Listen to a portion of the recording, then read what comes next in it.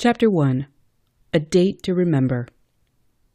The question of how to date is easy to answer because this isn't the first time we dated. Of course, we all know Dating 101, and that's why we ended up marrying the most handsome, eligible bachelor, our husband, or marrying the sexiest girl in town. The how, in terms of dating after a loss, is a different scenario. Love has many stages, intensity, and phases that can change our outlook on love, including entailing the healing process we've been through. We should not feel guilty because of our spouse's death. Love is designed for us to be happy and content with ourselves and the one we choose to love. It shouldn't be a burden, but it should help us to be whole, and it should complete us, not because we are broken, but because we're looking for a partner, our companion, our friend, one who will encourage us and bring out the best in us. 7 signs that you are ready to date again. You know you're ready to date if you know what makes you happy. Knowing what makes you happy is very important in building a relationship. If you don't know what makes you happy, you won't know how to give happiness to others. You'll end up either too picky because of bitterness or easily deceived by the illusion of love you created. Knowing your happiness is the measurement of how deep you know yourself. How will you give your love away if you don't know how to keep love? We already learned that happiness is a matter of choice, so choose well and choose your happiness. You're comfortable sharing your life story with someone. Death is no joke. The things you've been through and the pain of going through the healing process is a serious matter. But the fact that you already accepted his death and moved on, you can look at this as a blessing instead of a curse, and be able to share it to someone as a milestone. That means you trust that person, and you want to share the most important part of your life. Trust is not an overnight thingy. It must be earned, and it has to come from you. You start to trust again. Trust is composed of 5 powerful words that measure your readiness in the arena of love. T. Truth. You already accepted your destiny and look at it as an opportunity to meet someone and share your life with. R. Respect. You respect yourself, your decision, and the will of fate. U. Ultimacy. You already made your final decision to love again, and you will stand by it no matter what.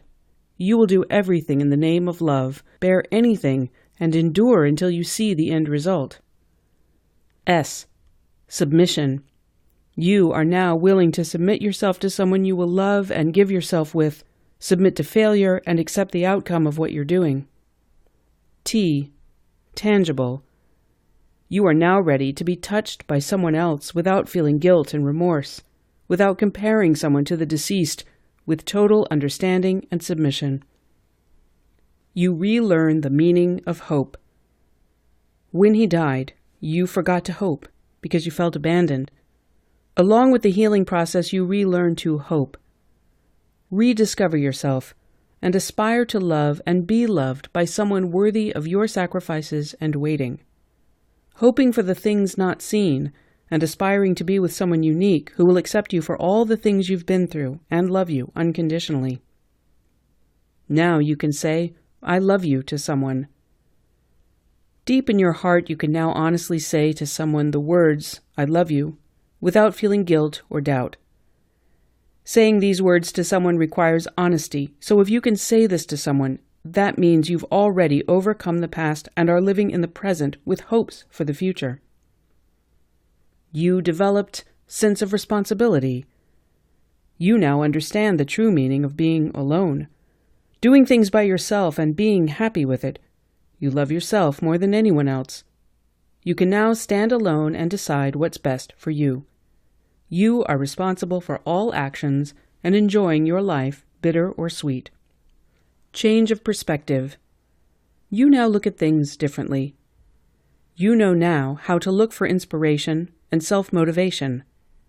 Now your happiness does not depend on someone else, but is coming from within.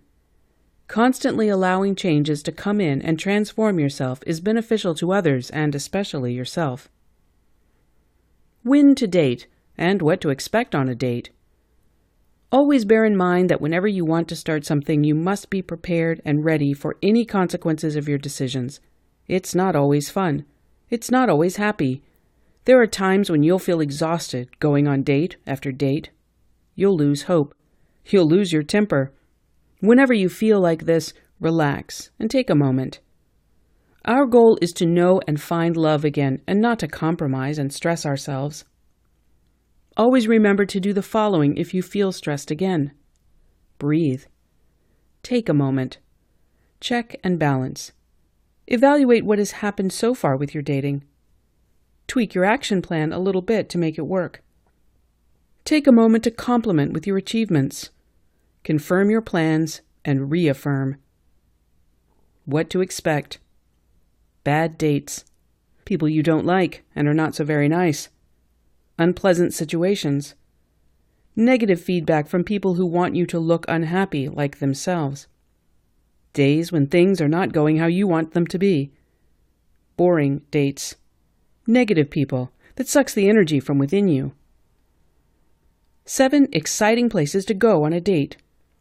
Normal dates are boring. If you will go on a date, don't just allow your partner to choose a place. I suggest you share your thoughts because it will encourage teamwork and you'll both enjoy your date even more.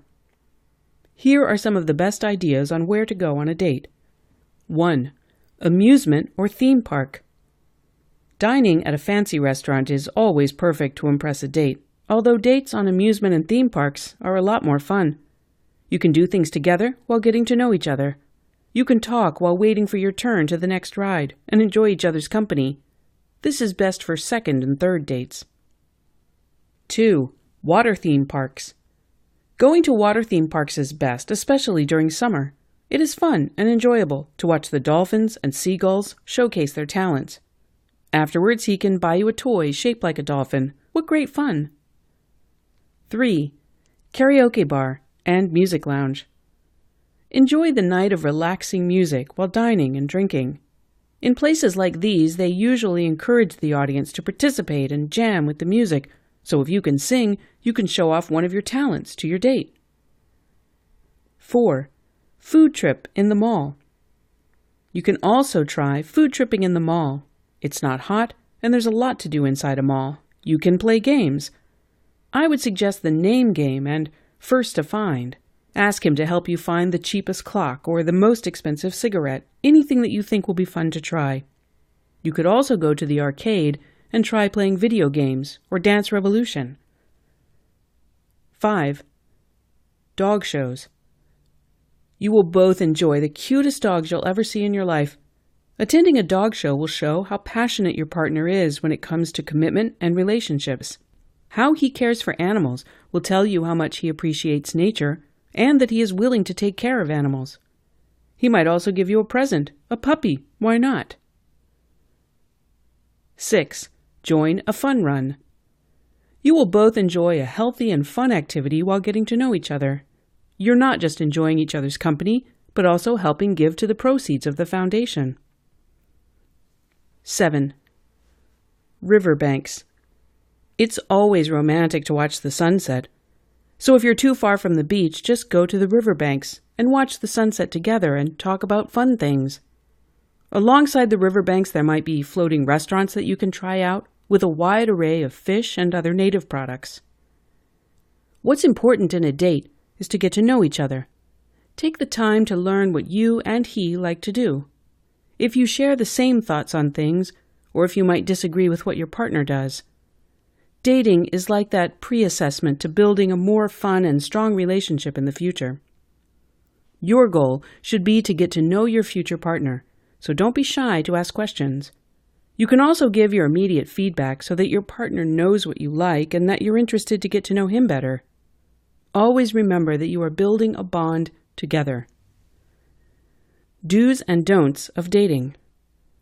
Now that you have an idea on where to go on a date, it's time to rethink the do's and don'ts of dating. Talk about fun and crazy things you like to do on a lazy Friday afternoon. This will encourage a spontaneous, light conversation. Don't talk about money, politics, showbiz, and religion, because it might encourage debates and negative feedback. The idea on a date is to have fun with each other while getting to know your partner, and these topics are not necessary. Strictly no kissing on the first date. If he likes you, he'll respect you. Always remember that. Bring extra cash because you'll never know. It's safe to have a backup. Pay attention to what your partner is saying and give your appropriate responses. Show some respect as well and interest in what he's sharing. Lastly, enjoy your date. The best thing that you can do is be yourself. Don't pretend to be someone that other than yourself, because things will never work out. What to do? I want to share my checklist with you to be able to know when to date and what to do during the actual dating, but of course you can create your own checklist. Treat this as your guide and create your own checklist as well. First, entertain friends and enjoy the company of others. Make yourself available and be nice to everyone you meet. Be upfront, but not too close. Open, but not too comfortable that you spill out juicy details of your life. It's a major no-no to meet someone you're not comfortable with, so just be nice and tell that person that you're not yet ready to entertain suitors. Enjoy every moment of it. Every experience is an addition to your life story. Don't feel bad if they don't meet your standards or expectations. Just count them as one of your friends. If you like someone, don't be shy or too aggressive. Do not show him your vulnerability unless you trust him fully. Show your fun side and don't be afraid to try exciting places to make your date worth remembering. Don't be afraid to experiment, but be careful and take extra care. Always remember, do not chase, attract instead. Be ready to fail and try again, and also be ready to fall in love. Inspect what you expect. You already set your standards, not to choose a perfect man, because there's no such thing. What you should be looking for is the one perfect for you. Look your best. Again, you have your checklist. Hair, nails, dress, lips and teeth. Every experience is life's way of teaching us to be strong and brave and face life's challenges, continuing life's education through experiences. Also, I suggest you keep a journal of all your life experiences as you go through the process of dating and finding your love back. I enjoy reading novels and fiction, but what I enjoy the most is reading my own love story. What makes it worth reading is that it happens. It's your own adventure, your life's exploration, which makes it interesting to read. It makes me want to be better and change the wrong decisions I made and straighten the wrong turns I ended. I know you'll enjoy reading yours, too.